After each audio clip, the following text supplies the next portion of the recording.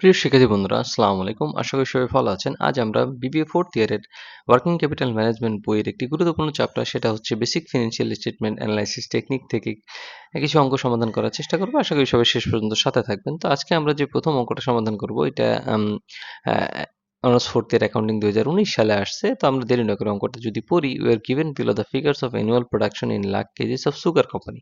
একটা সুগার কোম্পানির বার্ষিক উৎপাদনের পরিমাণ দেওয়া আছে।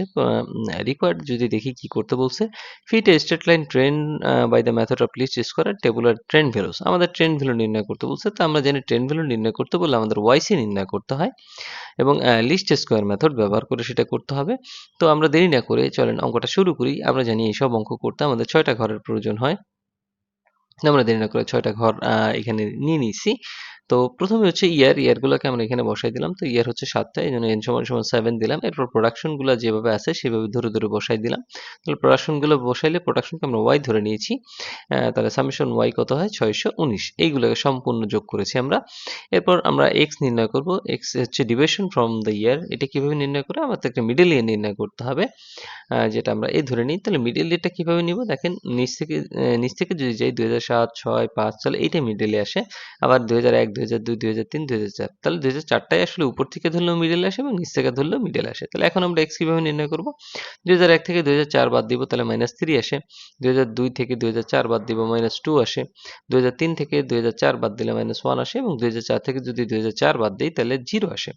আবার 2005 থেকে 2004 বাদ দিলে +1 আসে। 2006 থেকে 2004 বাদ দিলে +2 আসে এবং 2007 থেকে 2004 বাদ দিলে +3 আসে। এখন আমরা যদি এই সবগুলাকে যোগ করি তাহলে সামেশন এক্স হয় সমান সমান 0। এবার আমরা এক্স স্কোয়ার নির্ণয় করব। তাহলে এক্স স্কোয়ার কিভাবে? এটার বর্গ করব। তাহলে 3 থেকে কত হয়? 9 হয়, 2 দ্বিগুণে 4, এককে 1, 0 থেকে বর্গ করলে 0 হয়, এককে 1, 2 দ্বিগুণে 4 এবং 3 তিরিকা 9। এখন আমরা xy নির্ণয় করব। তো xy কিভাবে নির্ণয় করব? x আর y কে গুণ করব। তাহলে 70 আর যদি আমরা -3 কে গুণ করি তাহলে -210 হয়। 75 দিয়ে 2 কে গুণ করলে -150 হয় এবং 90 দিয়ে যদি আমরা 1 কে গুণ করি -90 হয়। 91 দ্বারা 0 কে গুণ করলে 0 হয়, 95 দ্বারা 1 কে গুণ করলে 95 হয় এবং 98 দ্বারা যদি আমরা 2 কে গুণ করি তাহলে 196 হয় এবং 100 দ্বারা যদি 3 কে গুণ করি তাহলে 300 হয় এবং সামেশন এই xy কে যদি সম্পূর্ণ আমরা যোগ করি, যোগ করলে আমাদের হয় সামেশন xy 141। এখন আমাদের কি লাগবে? ওয়াইসি লাগবে। তাহলে ওয়াইসি তো আমরা আসলে অঙ্ক না করে বের করতে পারবো না। তাহলে অঙ্ক করে করে না আমরা এখানে ওয়াইসি বসাই দিব। তো চলেন আমরা আগে ওয়াইসিটা বের করি। তাহলে আমরা জানি যে মেসেলেন ইকুয়েশনের সূত্রটা কি? ওয়াইসি সমান সমান a প্লাস bx। এখন এর থেকে প্রথম আমাদের কিসের মান বের করতে হবে? এর মান বের করতে হবে। তো এর সূত্র আমরা জানি সামেশন y বাই n। তাহলে সামেশন y ছিল আমাদের 619 আর n ছিল 7। তাহলে 619 কে 7 দ্বারা ভাগ করলে এটি 0.43 আসে।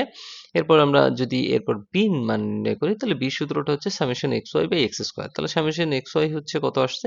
141 এবং x স্কয়ার আসছে কত? 28। তাহলে 141 কে 28 দ্বারা যদি আমরা ভাগ করি 5.04 হয়। তাহলে আমরা কিন্তু এখন মানটা খুব সহজেই বসায় দিতে পারি যে substituting the value of a and b above equation. এখন আমরা পুরো ইকুয়েশনটা পাইছি হচ্ছে এটা। 88.43 প্লাস 5.04 এক্স। এখন আমাদের কি করতে হবে? ট্রেন্ড ভ্যালু ওয়াইসি নির্ণয় করতে হবে। তাহলে প্রথম আমরা -3 দ্বারা করব, যে when x সমান সমান -3 দেন ওয়াইসি সমান সমান, এখন এই x এর জায়গায় শুধু কি হবে? -3টা হবে। দেখেন, x এর জায়গায় আমরা -3 বসাই দিচ্ছি। এটা ক্যালকুলেটর দিয়ে ক্যালকুলেশন করবেন। তাহলে প্রথমটা আসে আমাদের 73.31। তাহলে আমরা এখানে এই ওয়াইসি ভ্যালু বসাই দিবেন 73.31। এর পরবর্তীতে দেখেন, আমাদের পরবর্তীতে আছে হচ্ছে -2। এই যে x -2টা নির্ণয় করব। তাহলে এই x এর জায়গায় শুধু -2 হবে। তাহলে এটা হয় 78.35। আশা করি এগুলো আপনারা ক্যালকুলেটর দিয়ে বাসায় একটা একটা করে বের করতে পারবেন এবং যদি লাস্টেরটা আমরা দেখি যে when x সমান সমান 3 then yc সমান সমান কত হয়? তাহলে এই x এর জায়গায় শুধু কি হবে? x এর জায়গায় 3 হবে। তাহলে এটাকে দ্বারা গুণ করব, তারপর যোগ করব। তাহলে 103.55 হয় লাস্টেরটা। তাহলে 103.55। আপনারা আশা করি এই yc যতগুলো মান আছে এগুলা আমি যেভাবে দেখাই দিলাম এভাবে প্রত্যেকটা মান আপনি ব্যবহার করে বের করতে পারবেন। এখন আমাদের রিকোয়ারমেন্ট 2 টা যদি একটু পড়ে দেখি, বলছে যে estimated the likely production for 2009। এখানে কিন্তু 2007 পর্যন্ত দেওয়া আছে। তাহলে এখন বলছে কি? প্রোডাকশন বের করতে হবে। কয় সালের? 2009 সালের। তাহলে আমাদের তো 9 সালের প্রোডাকশন বের করতে গেলে আগে এক্স বের করতে হবে। তাহলে আমাদের বেজ ইয়ার কত? মানে আমরা মিডল ইয়ার ধরেছিলাম 2004। তাহলে আমাদের প্রথম কি করতে হবে? যে ফর 2009 এক্স উইল বি, 2009 থেকে 2004 কে বাদ দিব, 5 হয়। তাহলে এখন এখানে যেমন when x সমান সমান 3 লিখছিলাম, এখন লিখো when x সমান সমান 5 দেন yc সমান সমান কত হবে? তাহলে x এর জায়গায় কি হবে? 5 হবে, তাহলে 113.63। তাহলে আমরা এখানে খুব সহজেই নির্ণয় করতে পারছি Das estimated production for 2000 unit will be 113.63 KG. তাহলে এরপর আমাদের লাস্টের রিকোয়ারমেন্ট বলছিল what is the monthly increase of the production. তাহলে মান্থলি ইনক্রিজের কিন্তু একটা সহজ সূত্র আছে, আমরা প্রথম ক্লাসের দিক করছিলাম। তাহলে মান্থলি ইনক্রিজের সূত্রটা কি? সূত্রটা হচ্ছে বি কে 12 দ্বারা ভাগ করব। তাহলে বির মান কত আসছে? আমাদের বির মান আছে 5.04। তাহলে 5.04 কে 12 দ্বারা ভাগ করলে 0.42 লাখ কেজি। তাহলে এটা হচ্ছে মান্থলি ইনক্রিজ 0.42 লাখ কেজি। এই ছিল অঙ্কের সমাধান। আশা করি বুঝতে পারছেন। চলেন দেরি না করে আমরা আরেকটা অঙ্কে চলে যাই। প্রিয় শিক্ষার্থী বন্ধুরা, ন্যাশনাল ইউনিভার্সিটির বিবিএ এমবিএ সকল সাবজেক্টের পরবর্তীতে আপডেট পেতে এই ভিডিওটিতে লাইক করুন, চ্যানেলটি সাবস্ক্রাইব করুন এবং বেল বাটনে ক্লিক করে রাখুন। প্রিয় শিক্ষার্থী বন্ধুরা, এখন আমরা যে অঙ্কটা সমাধান করব ন্যাশনাল বিবিএ H4 2022 সালে এসেছে। আমরা দেরি না করে চলুন অঙ্কটা পড়ি। In a company the current sales margin safety of PV ratio are 1,20,000, 40%, 30% respectively. মানে কি? মানে হচ্ছে কারেন্ট সেলস হচ্ছে কত? 1,20,000, মার্জিন সেফটি কত? 40%, পিভি রেশিও কত? 30%। এখন বলছে যে the company expect that next year the fixed cost and sales price will increase। মানে তারা প্রত্যাশা করতেছে যে সামনের বছরে ফিক্সড কস্ট এবং বিক্রয় মূল্য বৃদ্ধি পাবে। অ্যাজ এ রেজাল্ট মানে পরিশেষে কি হবে? The margin safety and PV ratio will change 35% and 40% respectively. মানে ব্যাপারটা হচ্ছে আমাদের মার্জিন সেফটি ছিল কত? 40, এটা হয়ে যাবে কত? 35%। আবার পিভি রেশিও ছিল 30, এটা হয়ে যাবে 40%। কেন? কারণ ফিক্সড কস্ট এবং সেলস প্রাইস আগামী বছর বৃদ্ধি পাবে। এখন দেখেন অনেকগুলো রিকোয়ার্ড করতে বলছে। তাহলে আমরা দেরি না করে দেখি যে প্রথম রিকোয়ার্ড আমাকে কি করতে বলছে? Current break even sales. Break even sales নির্ণয় করতে বলছে। তাহলে ব্রেক ইভেন সেলস এর সহজ একটা সূত্র আছে আমাদের, সেলস ইনটু বিইপি রেশিও। তাহলে সেলস তো আমাদের দেওয়াই আছে কত? 1,20,000। তাহলে বিইপি রেশিও কিভাবে নির্ণয় করে? বিইপি রেশিও সহজ সূত্র আছে 1 মাইনাস এমএস রেশিও। তাহলে এমএস রেশিও কত? এমএস রেশিও হচ্ছে 40। তাহলে 1 মাইনাস এমএস রেশিও দিলে আমাদের হয় 0.60। তাহলে সেলসকে আমরা 0.60 দ্বারা যদি গুণ করি তাহলে 72,000। তাহলে আমাদের 1 নম্বরের রিকোয়ারমেন্ট কিন্তু আমরা খুব সহজেই নির্ণয় করতে পারছি। এরপর 2 নম্বরে বলছে যে the amount of current profit, চলতি বছরের প্রফিট কত? তাহলে প্রফিটের একটা সূত্র আছে, সেটা হচ্ছে সেলস ইনটু প্রফিট রেশিও। তাহলে সেলস তো আমাদের আগে থেকেই দেওয়া আছে। প্রফিট রেশিও কিভাবে করে? আমাদের যে এই যে মার্জিন সেফটি দিল 40% এবং পিভি রেশিও ছিল 30%, এই দুটাকে গুণ করলেই প্রফিট রেশিও হয়ে যায়। দেখেন যে margin safety ratio into PV ratio, তাহলে গুণ করলে আমাদের হয় 0.12। তাহলে 1,20,000কে যদি 0.12 দ্বারা গুণ করি তাহলে আমাদের হয় 14,400। তাহলে এটাও কিন্তু আমাদের শেষ। এখন বলছে the break even sales next year, এবং নেক্সট ইয়ারের ব্রেক ইভেন সেলস নির্ণয় করতে বলছে। এখনই হচ্ছে আমাদের অঙ্কের প্রবলেম, কারণ আমরা জানি যে সেলস প্রাইস ইনক্রিজ হবে, এখন নতুন সেলস কত হবে সেটা তো আমি জানি না। তাহলে আমরা আসলে ব্রেক ইভেন সেলস কিভাবে নির্ণয় করব?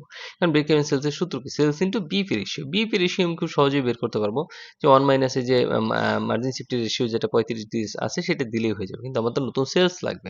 নতুন সেলস ছাড়া তো আমি break even sales next year নির্ণয় করতে পারবো না। এক্ষেত্রে আমাদের কিছু সূত্র এপ্লাই করতে হবে। যেমন নতুন সেলস নির্ণয়ের সূত্রটা দেখেন, সেটা হচ্ছে ভেরিয়েবল কস্ট ভাগ হচ্ছে ভেরিয়েবল কস্ট রেশিও। আবারও বলতেছি, নিউ সেলস নির্ণয়ের সূত্র কি? ভেরিয়েবল কস্ট ভাগ ভেরিয়েবল কস্ট রেশিও। তাহলে প্রথমে আমাদের ভেরিয়েবল কস্টটা নির্ণয় করি। দেখেন তো as per question variable cost নির্ণয়ের সূত্রটা হচ্ছে sales into VC ratio. Sales into VC ratio. তাহলে ভিসি রেশিওর কিন্তু একটা সুন্দর সূত্র আছে, সেটা হচ্ছে 100% মাইনাস পিভি রেশিও। এটা কোনটা দিয়ে করব? পুরনটা। তাহলে পিভি রেশিও আমরা দেখতে পাচ্ছি কত আসছে? পুরনো 30%। তাহলে sales into 100% minus PV ratio. তাহলে 100% মাইনাস পিভি রেশিও কত? 30%। তাহলে সেলস কত ছিল? 1,20,000। তাহলে 70% দিলে আমাদের ভেরিয়েবল কস্ট হয় কত? 84%। তাহলে আমাদের সরি 84,000। 84,000 টাকা নতুন মানে ভেরিয়েবল কস্ট হয়েছে। এখন আমাদের ভেরিয়েবল কস্ট রেশিও লাগবে, কারণ আমাদের বলছে কি নিউ সেলস নির্ণয়ের সূত্র হচ্ছে ভিসি ভাগ ভিসি রেশিও। তাহলে ভিসি রেশিও সূত্র কিন্তু আমরা এইমাত্রও লিখছি যে 100% মাইনাস পিভি রেশিও। কিন্তু কথা হচ্ছে কি নিউ ভেরিয়েবল কস্ট রেশিও যখন আমরা নির্ণয় করব তখন পিভি রেশিওটা কিন্তু নতুনটা হবে। তাহলে আমার নতুন পিভি রেশিও কত? এই যে নতুন পিভি রেশিও হচ্ছে 40%। তাহলে আমরা দিলাম 100% মাইনাস পিভি রেশিও। তাহলে 100% মাইনাস 40% দিলে 60% হয়। তাহলে নিউ সেলসটা আমরা নির্ণয় করি 84,000 ভাগ 0.60 দিলে আমাদের কিন্তু নতুন সেলসটা চলে আসছে কত? 1,40,000 টাকা। এখন কিন্তু আমরা খুব সহজেই break even sales next year নির্ণয় করতে পারবো, কারণ আমাদের সেলসেরই অভাব ছিল। আমরা সেলস নির্ণয় করছি 1,40,000 এবং পিইপি রেশিও কত হবে? পিইপি রেশিও সূত্র জানি 100% মাইনাস এমএস রেশিও, মানে মার্জিন সেফটি রেশিও। তাহলে আমাদের নতুন এমএস রেশিও কত? 35%। তাহলে আমরা 100% মাইনাস এমএস রেশিও যদি দিই তাহলে 65% হয়। তাহলে আমাদের নতুন যে নেক্সট ইয়ার সেলস সেটা কিন্তু হয়ে গেছে 91,000 টাকা। এরপর 4 নম্বরে বলছে আমাদের যে the amount of profit next year profit নির্ণয় করতে হবে। তাহলে প্রফিটের কিন্তু আমরা সূত্র আগেও করছি, সেলস ইনটু প্রফিট রেশিও। তাহলে আমরা সেটাই দেখাইলাম যে calculation amount of profit next year sales into profit ratio. তাহলে সেলস তো আমরা 1,40,000 নির্ণয় করছি, তাহলে প্রফিট রেশিওটা কি? প্রফিট রেশিও হচ্ছে এমএস রেশিও গুণ পিভি রেশিও। এটা কি পুরানটা করব? না, যেহেতু আমাদের নেক্সট ইয়ার বলছে। তাহলে নতুন কত? 35% আর 40%, এই দুটোকে আমরা কি করব? গুণ করব। দেখেন 35% 40% গুণ করছি, তাহলে আমাদের কত হয়? 0.40। তাহলে 1,40,000কে যদি 0.40 দ্বারা আমরা ভাগ করি, তাহলে আমাদের কত হবে? 19,600 টাকা হবে। এরপর যদি দেখি যে চেঞ্জ ইন নেট প্রফিট, তাহলে নেট প্রফিটের কতটুকু পরিবর্তন হয়েছে? তাহলে আমাদের পুরনো ছিল কত? 14,400, আর নতুন হয়েছে কত? 19,600। তাহলে আমরা চেঞ্জ দেখাই দিই যে চেঞ্জ ইন নেট প্রফিট 19,600 থেকে 14,400 বাদ দিলে 5,200 টাকা হচ্ছে আমাদের আসলে নেট প্রফিট চেঞ্জ হয়েছে। তো এই ছিল অঙ্কের সমাধান। আশা করি বুঝতে পারছেন। যদি অঙ্ক সম্পর্কে কোনো প্রশ্ন থাকে অবশ্যই কমেন্ট বক্সে কমেন্ট করতে ভুলবেন না। আর ডেসক্রিপশন বক্স অলওয়েজ চেক করবেন যাতে এই বইয়ের অন্যান্য চ্যাপ্টারগুলো প্লেলিস্ট আকারে দেওয়া থাকে, এবং আপনাদের কাছে একটাই অনুরোধ থাকবে, সেটা হচ্ছে চ্যানেলটি সাবস্ক্রাইব করে আমাদের পাশে থাকার চেষ্টা করবেন।